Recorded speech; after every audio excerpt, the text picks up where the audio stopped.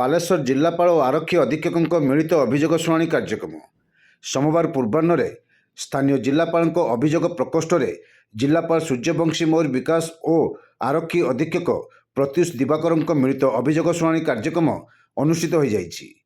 ଏହି କାର୍ଯ୍ୟକ୍ରମରେ ବାଲେଶ୍ୱର ଜିଲ୍ଲାର ବିଭିନ୍ନ ସ୍ଥାନରୁ ଆସିଥିବା ମୋଟ 162 ଜଣ ଅଭିଯୋଗକାରୀ ଅଭିଯୋଗ ଫର୍ଦ୍ଦ ଉପସ୍ଥାପନ କରିଥିଲେ। ସେଗୁଡ଼ିକ ମଧ୍ୟରୁ 145 ଗୋଟି ବ୍ୟକ୍ତିଗତ, 4 ଗୋଟି ସାମୂହିକ, 12 ଗୋଟି ମୁଖ୍ୟମନ୍ତ୍ରୀ ସହାୟତା ପାଣ୍ଠି ଏବଂ 1 ଗୋଟି ରେଡ୍କ୍ରସ ସହାୟତା ନିମନ୍ତେ ଦରଖାସ୍ତ ପ୍ରଦାନ କରିଥିଲେ। ତନ୍ମଧ୍ୟରୁ 21 ଗୋଟି ଦରଖାସ୍ତର ଆଶୁ ସମାଧାନ କରାଯାଇଥିଲା। ଏହି କାର୍ଯ୍ୟକ୍ରମରେ ଅତିରିକ୍ତ ଜିଲ୍ଲାପାଳ ସାଧାରଣ ସୁଧାକର ନାୟକ, ଜିଲ୍ଲା ପରିଷଦ ମୁଖ୍ୟ ଉନ୍ନୟନ ଅଧିକାରୀ ତଥା କାର୍ଯ୍ୟନିର୍ବାହୀ ଅଧିକାରୀ ସଞ୍ଜୟ କୁମାର ରାଉତ, ଜିଲ୍ଲା ମୁଖ୍ୟ ଜିଲ୍ଲା ଚିକିତ୍ସାଧିକାରୀ ଡାକ୍ତର ପ୍ରଭାତ କୁମାର ବେହେରା, ଉପଜିଲ୍ଲାପାଳ ବାଲେଶ୍ୱର ଶିବ ମାଲବ୍ୟ, ଟ୍ରେନି IPS ମନୀଷା ସଗୁନଙ୍କ ସମେତ ଜିଲ୍ଲାର ବିଭିନ୍ନ ବିଭାଗର ବିଭାଗୀୟ ଅଧିକାରୀ ପ୍ରମୁଖ ଉପସ୍ଥିତ ଥିଲେ।